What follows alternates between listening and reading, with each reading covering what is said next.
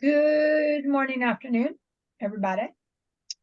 Today is somewhere in the middle of December, and we are going to do a crystal class on hexagonal crystals and a number of different crystals. I believe next time I'm going to start at 11, and in between 11 and 11:10, I'm going to go over the beginning of those things of choosing crystals that I go over every time, so that things are already moving before 11:15. So Is that Central Standard Time, 11:15? 11:15 is Mountain Time, Mountain Time, so two hours. Okay, 1 o'clock. Okay, which is normal for me. which Okay. is normal. Yeah. It's just that we've gotten later, we're starting later and later. And so I want to try and get us back to, we're starting at 12, at 11, not 12, or 12 for some people. Yeah, I'm just trying to get us back starting to a sort of more the time intended, so that we can start then. And as we always start with the class, there's always the 3 C's, which are choosing, cleaning, and charging crystals. And I go over this every time so we remember. The first is choosing crystals, and there's lots and lots of ways to choose crystals. As you all know, I believe that crystals wink at each other and at you. And so even if you're looking at crystals online, they will wink at you and they will go, "Hey, baby," or something like that. That isn't always what they say. Sometimes they say things like, buy me now. And so they will let you know. And that is one of the best ways to choose a crystal. You can choose a crystal, obviously, for the energy center that it works for, or for color, or for what you've heard about the frequencies that it can carry. And I believe that crystals have an innate frequency that they carry, which is why I've been going over the lattice work. And then in that innate then is affected by color, and it's affected by shape, and it's affected by how we use it. But it's also changes its meaning when it works with individuals. And I use the example of perfume, that you can smell a perfume and it has a specific smell. And then someone else can put it on, and I can put it on, and they can smell completely different, like not even the same perfume. And so that is how I see crystals, and I try to keep it as open and as expansive as possible, because I just think that crystals are alive, and they shift and change as the needs, as your needs, as the things that are going on in you change. They will also change to meet your needs and to help you in whatever way you can, in any way they can. Again, choosing crystals, you can go to a rock shop, you can do it online, you can go to Etsy, you can go to Amazon. There are some decent sellers on Amazon. You just need to be careful. You can go to Whatnot. You can go to absolutely, going to Jordy is probably one of the best things that we can do, and support her, because she has amazing crystals. She has really good relationships with wholesalers, and she just absolutely is able to find some of the best. I have this green aventurine that I got from her, and I have a glass desk, and so I have to be very careful with crystals and my glass desk. It's a training in progress. And that's the only big one that I've got on my desk, is that beautiful blue aventurine. So we have lots of ways, and can always ask. We can always ask where's a good place to get such and such. If you have specific especially with Jordy, if you have specific things that you need, she knows she has a good volume of resources to be able to find what you need. I was like, I need to get a sphere of golden healer. And I'm going to have to talk to her about that. Jordy will come pop in for a little bit, but she is out cutting a Christmas tree with her kiddo. So that's choosing crystals. Those are different ways. Cleaning crystals, I do not use water. You can use water for some crystals and you can't use water for other crystals. Polished crystals most of the time can handle it, but still don't get malachite wet. Today we're going to be talking about cinnabar, and don't get cinnabar wet. There's a number of crystals that you just don't want to get wet. So I just don't worry about it, and I don't use water. But what I do use is I started the incense too soon. So because my altar is not just around the bend, it's in another room. I have this is my frying pan, and this is how I incense and sage, or whatever you want to call it, the house. This is how I incense my house. This with my frying pan and my little charcoal holder that's in it. I had a little piece of incense burning. Smoke is an amazing way to clean crystals. You can take it and have it go through it, and in your mind always is the intention to be able to clean these crystals, to connect them back to the source that they come from, to those veins throughout the planet that they are a part of. So that is one. And then the other one is sound, which I love. I love sound. And small ones can go inside. I have a Tibetan singing bowl, and I'm not banging it super hard because last time I blew everybody's eardrums out. So I'm trying to get better at that. And this is pretty clean because it just keeps going. I don't know if you can hear it, but it's still going. When you put in a crystal, here's one that, well, it's been cleaned a little bit. You can hear it warbling a little bit more because it's not as clean, kind of warbles. And so that's one way to be able to clean crystals. If you have a big crystal, something that's too big for the bowl, you can put it next to it. You can use, if you have a decent singing voice, if you can hold a note. There's a lovely E note. It's a lot of meditations have talked about it. It's an E note that I'm not even going to try and sing to you guys because then you would all leave. And I don't want to do that. But there is this E note that if you can hold any note and you can project it through that stone, that will be incredibly cleansing. It's the same thing for breath work, where you center yourself, you go into the intentions of trying to bring this back to as much to the original as possible, and then you blow through it, and in it you're releasing anything that is not a part of it so that it can be clean.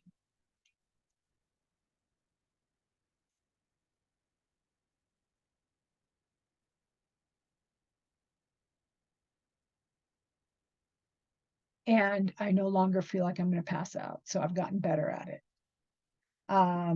That's one way. Earth is another way. You can bury things. You can use sunlight and moonlight also for cleansing as well as charging. Charging and intention programming I'm putting together. Charging is when you try to get the crystal to come back as much to itself as possible with the strength that goes with it. And so many times a few hours in the sun or overnight in the moon. Full moon is great. Quarter moon is fine. It is not, I'm not a huge, like, it has to be the full moon. And the moon does not need to shine on the crystal. If the moon is coming right now, my moon is in the south. And I have no windows in my house in the south, so I put them in my west window, and the moon kind of tries to get there, but doesn't.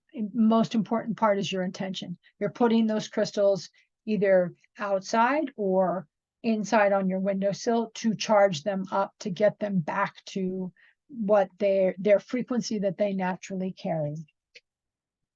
And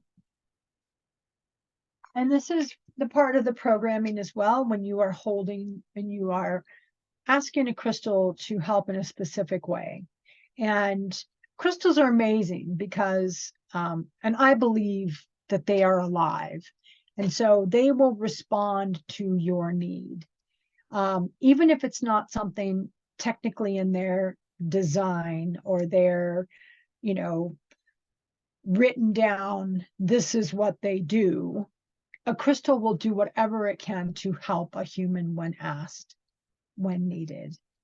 If someone said, if you had to go on an island, and what crystals would you take with you? I, of course, would be tricky, and I would be like, the hexagonal lattice work crystals, thank you very much. Because that has quartz, that has antiquity, and that has jasper, and that has a whole bunch of other things. So that's what I would do. But that's probably not what they're thinking. If I could only choose one crystal, obviously it would be a clear crystal. It's the master crystal, and it can be charged to do with anything. I forgot one thing about cleaning. I'll just back step for a second. This is a small piece of selenite. I was using this morning to help with a headache that I have. And I was holding it down my spine so that it can pick up the heat and static that builds up on our spine when we're dealing and trying to process energies that are challenging. So I ran it down and up and down my spine as best as a person who lives alone can. And it makes a huge difference. Selenite is a great cleanser, or satin spar. This is satin spar, selenite is clear. Satin spar is an amazing cleanser. I have a piece that's this big by this big by this big. So whenever I get new crystals, I load them up all on top of it so that they get a couple days of working with the selenite. Selenite is another one of those stones that you do not want to get wet. They will rust. Here, I will so if you look at this one, you can see a little bit on the side here. That's what happens when a selenite crystal gets a little wet or damp. I call it rust because it kind of falls apart and looks like rust. And I've had a bunch of vehicles that have had a lot of rust, so it looks like rust. But it is, I had another one that absolutely fell apart. I put it next to some plants, overwatered my plant, didn't know that it was going to take out my selenite, pulled my selenite out, and it fell apart.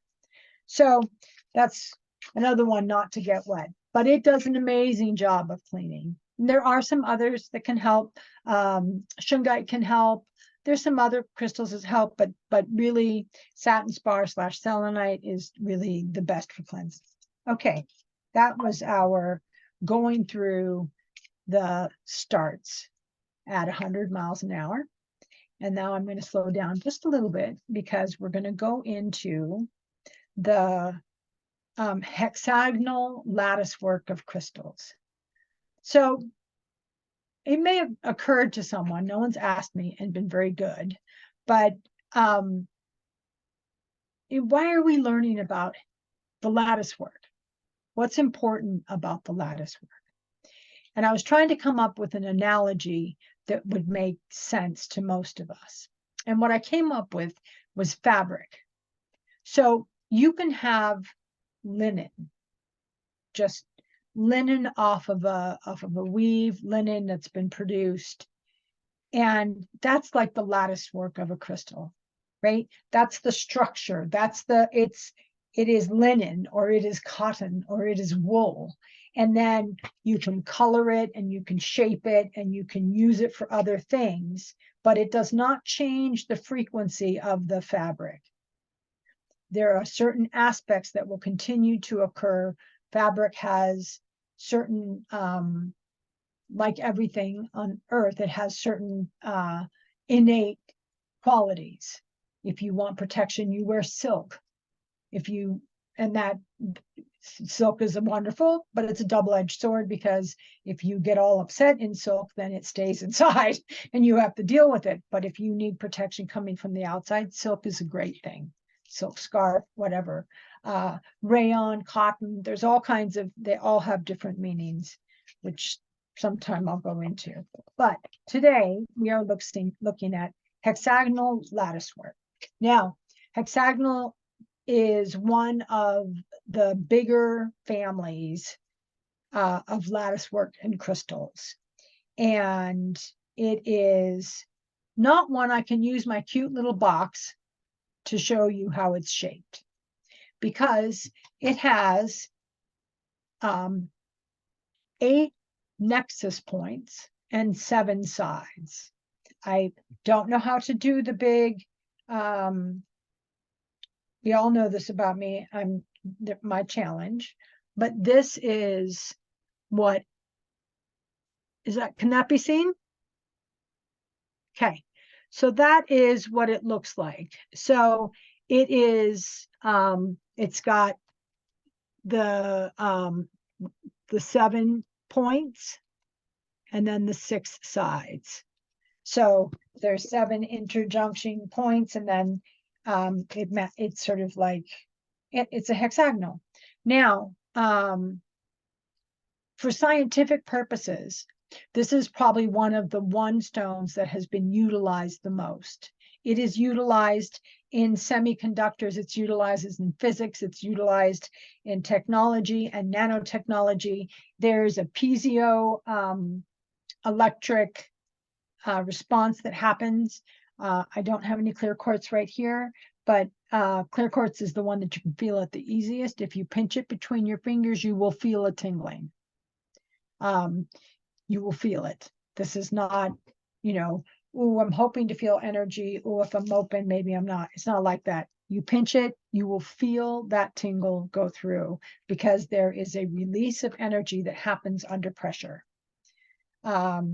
All of our really cool technology, all this stuff comes from quartz. And this is part of the quartz family, is part of the hexagonal family.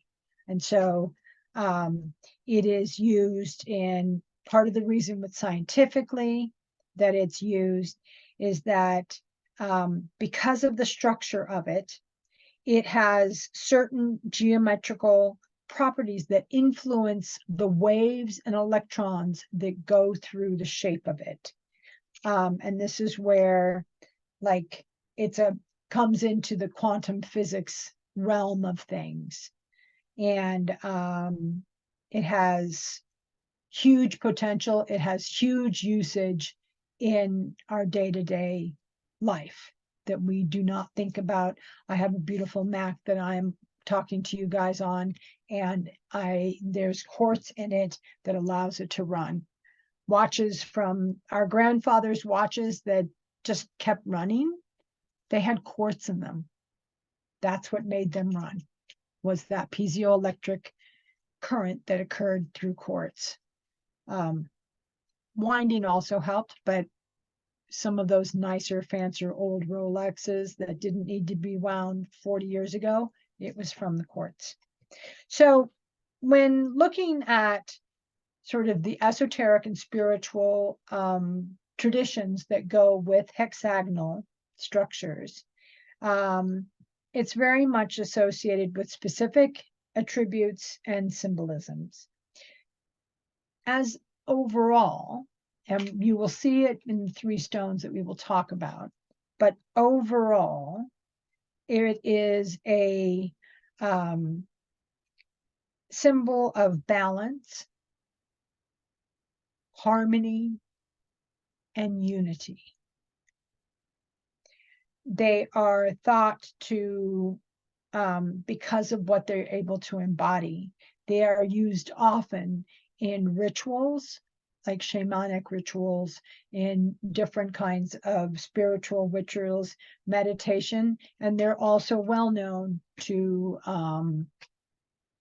work with alternative healing practices. They're used a lot with healing.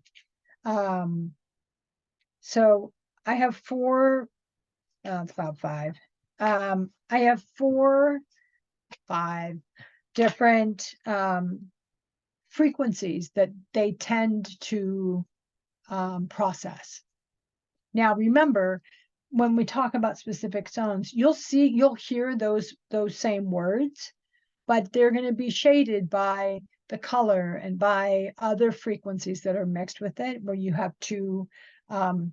We're going to be looking at golden healer, which has quartz and hematite. Now, both of them happen to be hexagonal, so it's 2 frequencies together, but they still carry a slightly different energy.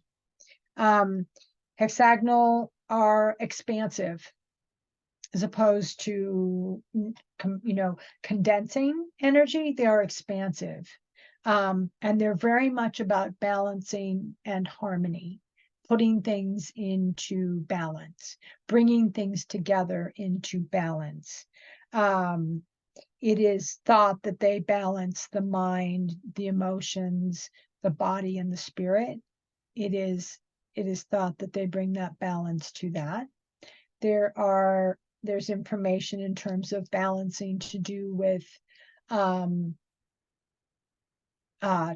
male and female, or yin and yang, and having those balance out. We all have both masculine and feminine energy in our bodies, and sometimes we can become, in the Chinese medicine, we can become too yang, we can become too hard and too much, or we can become too soft and too yin. And so this is a stone. These kinds of stones can do a good balance of balancing out those energies. There is a connection to nature, and if you think, well, I'm going to go over a couple of the different stones that go with it, and many of them have a huge connection with nature. And so there is this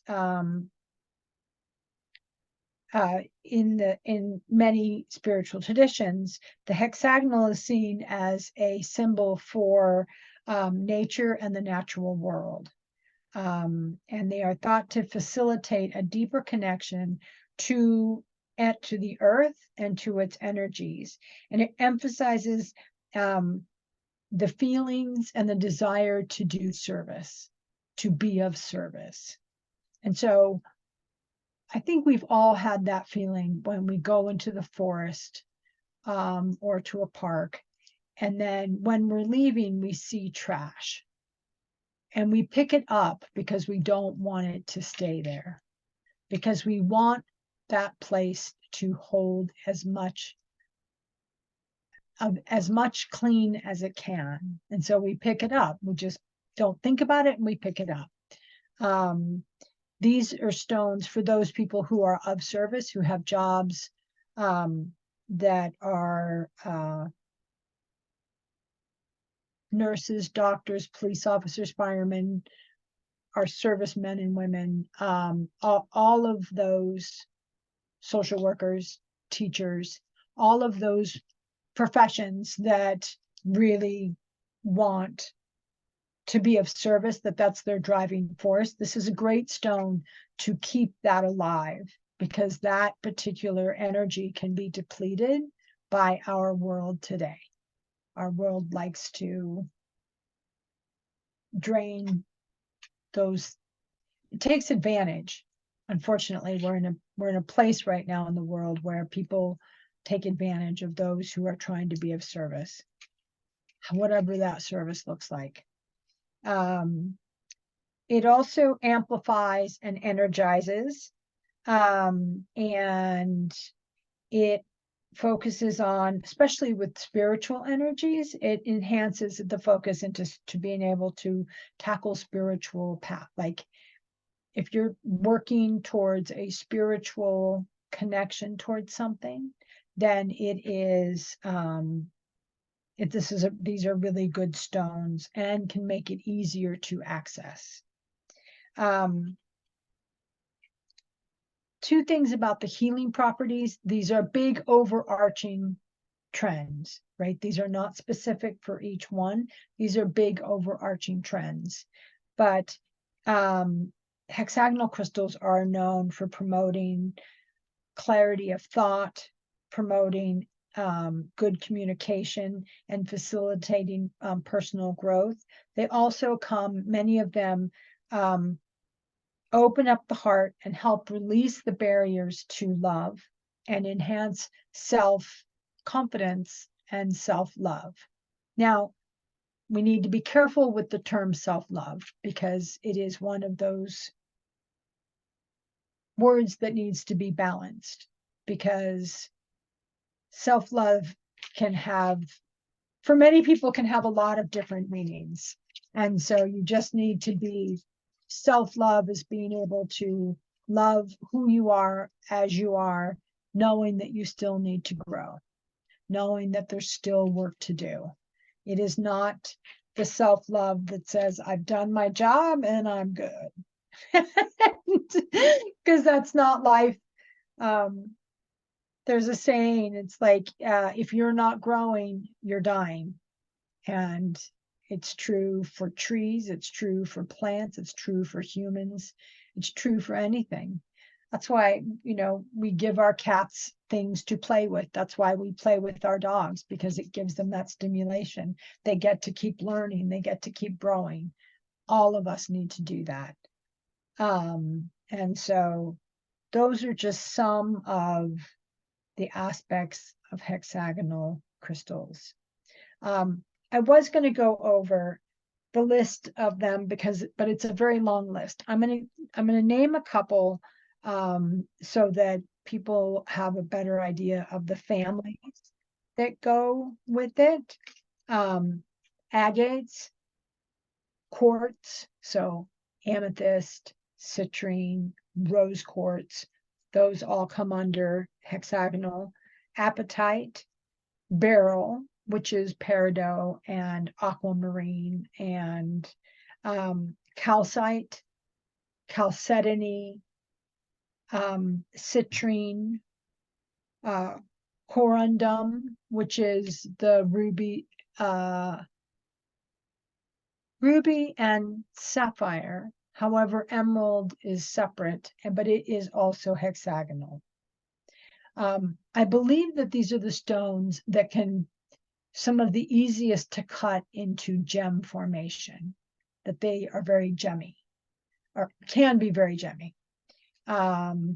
And jasper, hang on one second. I have a list. Hematite, jasper, quartz, tourmaline, sugarlight, vanadinite, and zincite. So those are just a few, but it's good to know that those are the families that come under hexagonal. So like if you pick up something that is a piece of jasper, then you will know a little bit about it just because of the frequencies about learning about hexagonal. So we are on to crystals today. It's so funny. Like most of you know, I choose my crystals the day before. I'm sorry, I choose the crystals the day of. And then I do the research and get the frequency and get a feel for them and think about them and work on them. And I realized that when I was choosing my crystals, I went the opposite, and not alphabetized. I started with the furthest in and moved my way out. And I was like, oh, okay. So the first stone I want to talk about is the golden healer. Now, this one's very dark. And the ones that I have, they can be lighter. And it is hematite in quartz. Oh, yes. That's beautiful. Oh, yours is dark too. Um, and what makes it orange and red and have it in it, and it's not fire quartz, but what makes it have those lines in it is hematite, which I thought was really cool because it's a quartz kind of crystal, but it has also got hematite in it, which is also hexagonal. And I was like, oh, that's really cool. Golden Healer is an amazing stone for physical well-being and health. And if you are doing personal work, or if you're working with someone to do healing work, I use this stone when I work with people, when I'm doing healing work with them, because the stone has a great pathway of energy that really reinforces the body's healing and gets it kickstarted. And so I I love that. And again, it is known to restore the balances and the balances within the body and energize and revitalize the body. Um, and it empowers all kinds of healing. Now we will be talking about a stone that has attributes, but physical healing is not one of them. And I'll explain why when we get there. Um, Emotionally, this comes from the solar plexus energy center. So this is where our self-esteem, our confidence, our feeling powerful starts. And this stone has that, it has that emotional aspect to do with joy and to do with confidence and feeling powerful in oneself. It helps release negative emotions that you have, particularly about your self view, how you see yourself, and it promotes a positive outlook on life. So I wonder if they sell well in like Seattle. Anyway, I would think in places that where it's very depressing, where you might actually need to have a sunlight, that this might be a stone that can be very, very useful. It has, because of the color and because of the same structure as citrine, there's some similarities between it and citrine.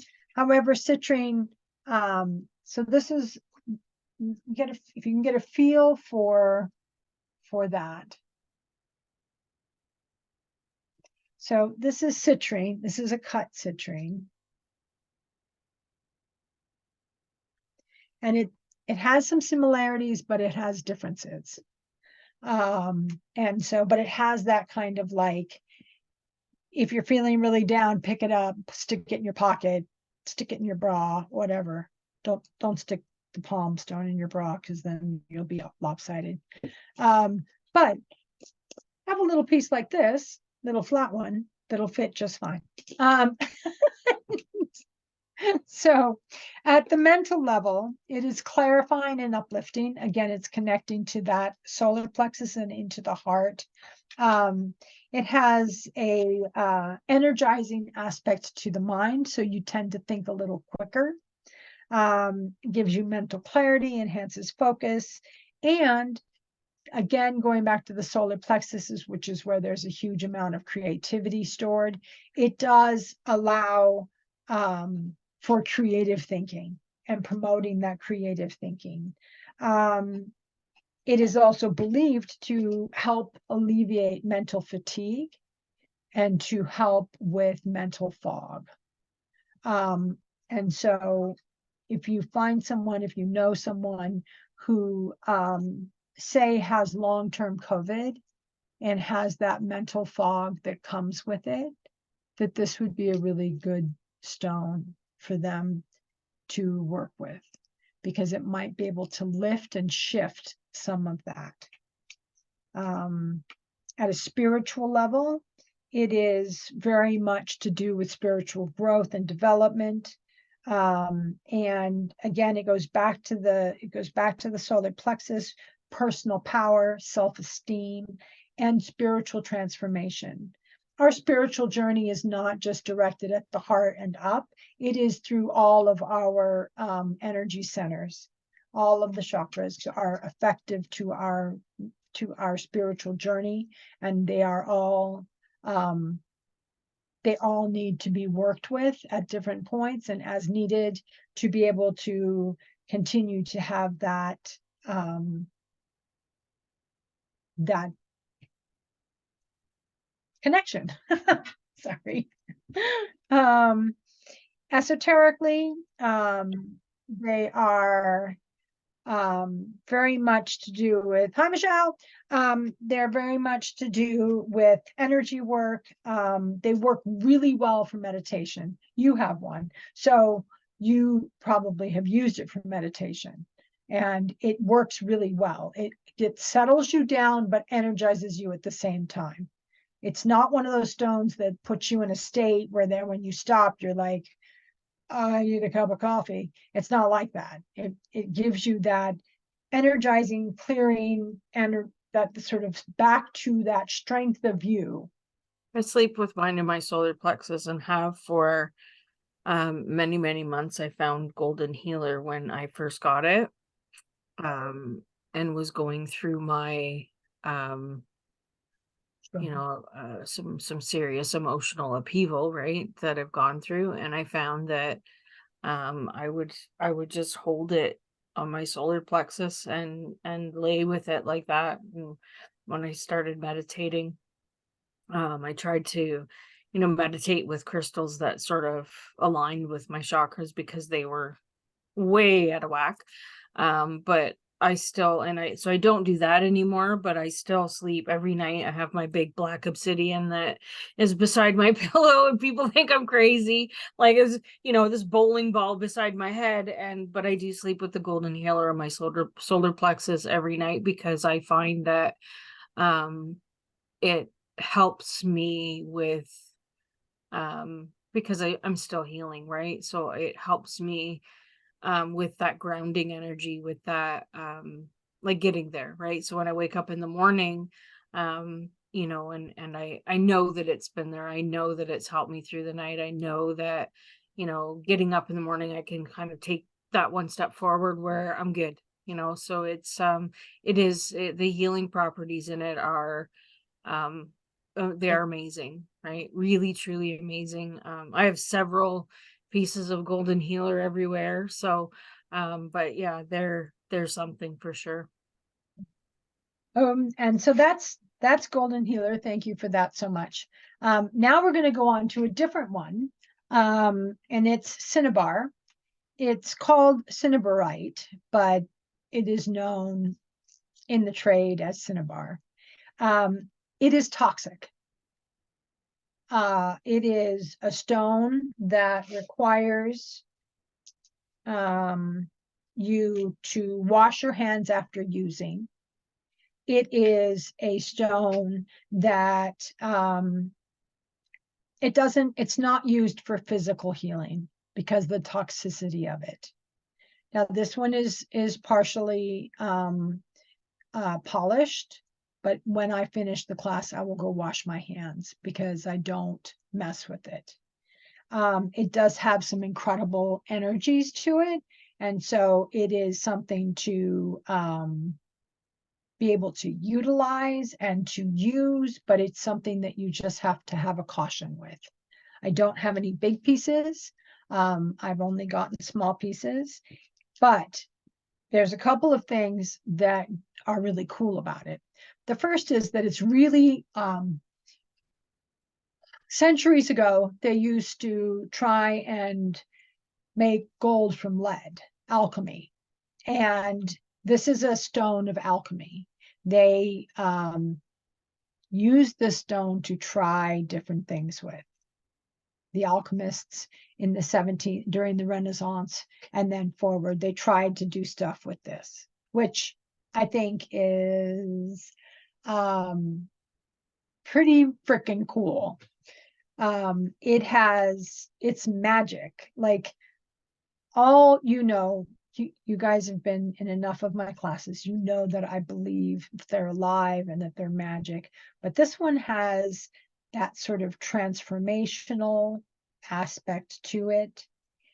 And it is also connected to wealth.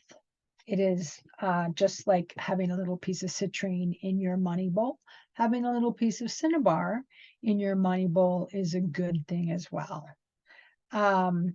What makes it toxic is mercury sulfite mineral in it. And so remember when we used to play with well, maybe you guys are a little bit too young. I used to play with thermometers. We would break them open and play with the mercury inside because I was dumb and thought it was super cool. Because it would like move and then come back together. This is made of the same stuff, so toxic. At a emotional level, it is, now I'm like all paranoid. So at a physical level, in terms of healing specific things, this is not a stone to work with that. I'm sure that has some very specific combinations that it could be used, but I wouldn't use it in a physical healing situation for something physical. Emotionally, it is it's a stone of transformation, and so it can transform negative energies. It's not a deflective stone. Some stones are deflective and they deflect negative energy. This is a transformation and it transmutes negative energy. And so it's very good for that because it allows a release as opposed to just trying to get it out and draw it out. This actually changes it in you. So you're not like having to, I was going to say throw it out, but trying to release that. And it promotes a sense of emotional balance and stability. At a mental level, it is again going with all of our hexagonal stones. It has that mental clarity aspect to it and insight. But it does have a little bit more of being able to help people with their understanding, like a deeper understanding of their thoughts and behaviors, and allow for mental exploration and introspection. Because as you do that, you will run into things, and because this is a transmutation stone, it can change can change how you're thinking about it. It can give it that flip, it can give it that motion that allows you to change how you're thinking about something. So you're doing some thinking and you realize that I need to work harder at patience. And you start thinking about, well, where did that come from? Where did, you start to do that sort of self dialogue, self journaling, self reflection. And this is the kind of stone that can, it'll say, oh, this is because I was always told as a child that I had to wait and it never happened. And that caused me to always have some kind of unmet expectation. And this is the stone then that can shift that. And so that it's no longer, not a wound, but it's no longer an irritation. Like I said, it's a transformational stone and spiritual alchemy. It can assist with that spiritual growth, that inner development, and also pursuing a higher consciousness. It can help navigate spiritual challenges if you find yourself running into something over and over again. I'll use me. I trust people and I get burned. And so part of me, this is a good stone to be able to use so that I can continue to trust people and find a place in myself where I'm not feeling burned.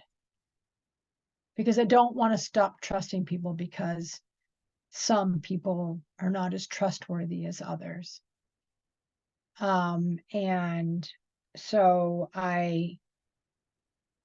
that's the kind of stone that it's really good for.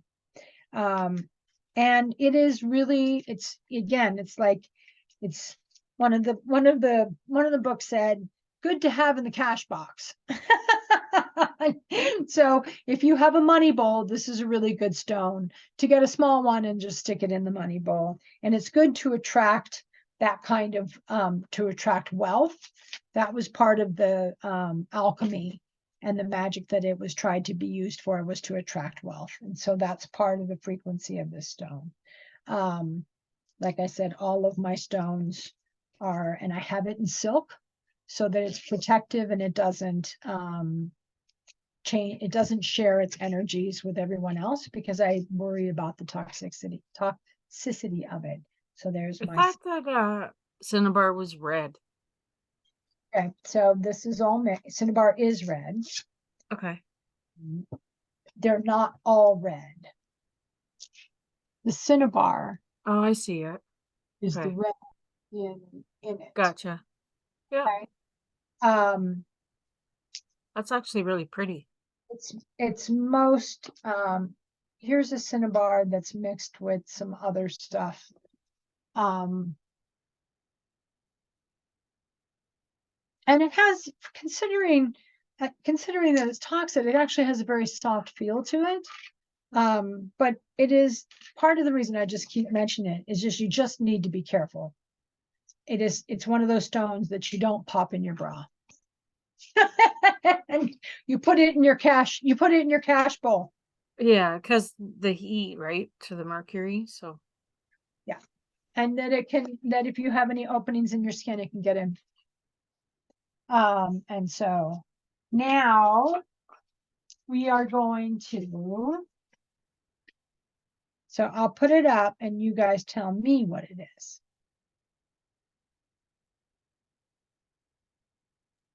Selenite?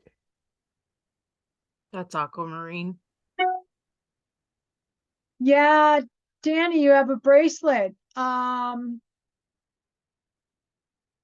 Yes, I've seen those, and just put it in your money bowl. This is aquamarine. Aquamarine. Aquamarine, and it comes, this is very blue, and this is gem quality, so I could take this and get it cut. This is a piece that is not gem quality, that's been tumbled. Here's another piece that I tried to tumble, that didn't make it because I got irritated that it was taking 4 months. It can go from a soft blue to a green. I have so I have a couple big ones. I've got a big one. Oh yes, very nice. Gem quality, that one. That's gemmy. And then I have one this is aquamarine, even though it is green. Aquamarine can be green as well, even though we almost always think of it as blue. And this one is super cool because it's got all kinds of like flash to it. But I'm not sure what to do with it because it's really big, and I'm not sure. My aquamarine bag. So aquamarine. I'm actually going to wash my hands. I'll be back in 5 seconds. 10 seconds.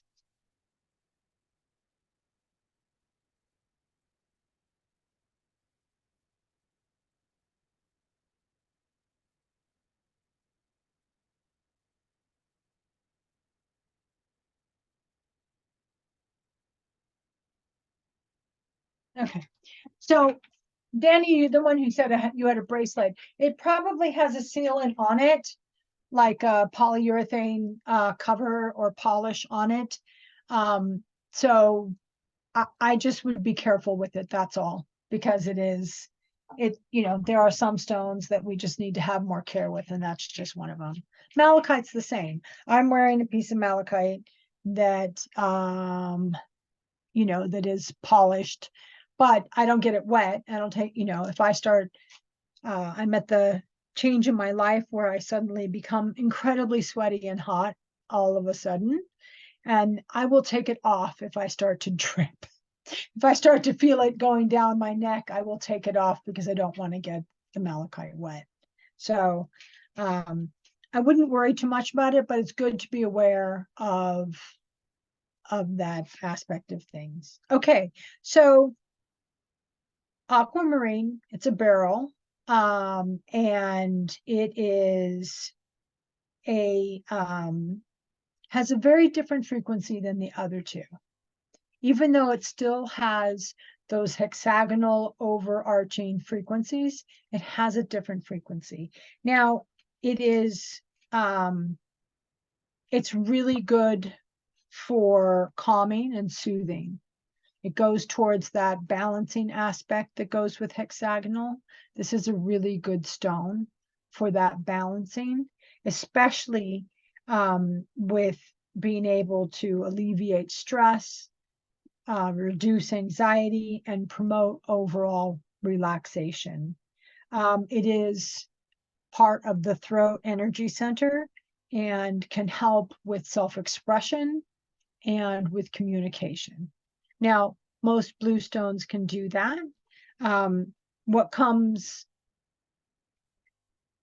I would use this if I needed to use this, is that I have a son who's 17, and we struggle not to argue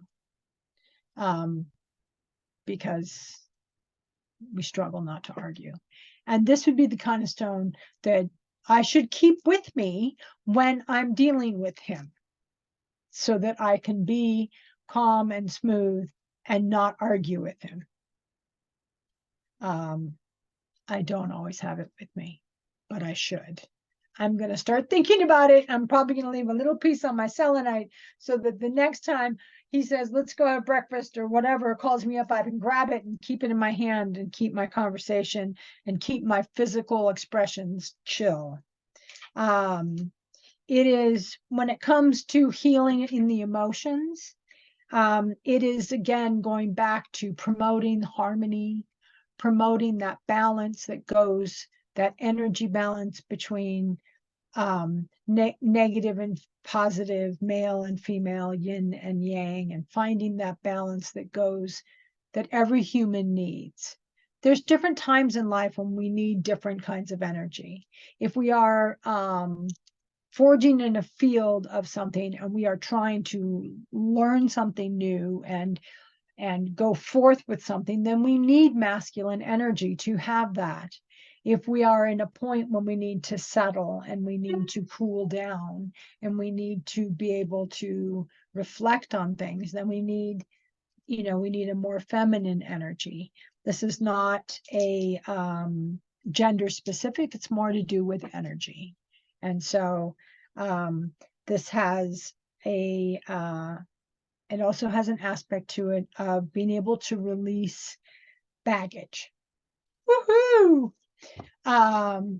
It will allow a person to have more empathy and compassion, because when you let go of the things that are burdening you, you will then have more compassion and more empathy. And in the beginning, we talked about that, wanting that service to others. We talked about that being part of the hexagonal frequency. This is the aquamarine has that aspect. So we let go of the crap. We are able to move that, and then that makes room for higher, better, and more productive energies and things. Mentally, again, it's to do with clarity, mental focus, being able to have a deeper understanding of yourself and of things around you. It gives you a bit of that higher view, as opposed to, because we do get, the emotional center, that green area across our heart and our lungs, and that whole part of us is so incredibly vital, but we can sometimes get bogged down there. And sometimes we need to pop up and to be able to see things from a higher point of view. a more, what's the right word? An elevated point of view. It helps with, so aquamarine can help you with decision making and problem solving by having mental clarity and objectivity. So it'll give you that balance so that you are not trying to figure stuff out of balance. So you're trying to figure things out with the mental clarity. It's cleared stuff off. It's gotten rid of some of the emotional baggage. And then you're able to think or write or approach whatever it is in a way that is generative and healthy for you. And it is very much the stone seen as a spiritual communication and psychic abilities. It's one of those stones that really helps with intuition and becoming more spiritually aware. Again, if you feel bogged down by some of the amount of emotional work that a person's doing, which is important and you need to do it, but sometimes you need to step away from that and get some clarity and get some mental and spiritual rising above it to be able to move forward. And this stone does that. It gives us that inner wisdom and that higher consciousness that we need in order to feel like we have made some headway, because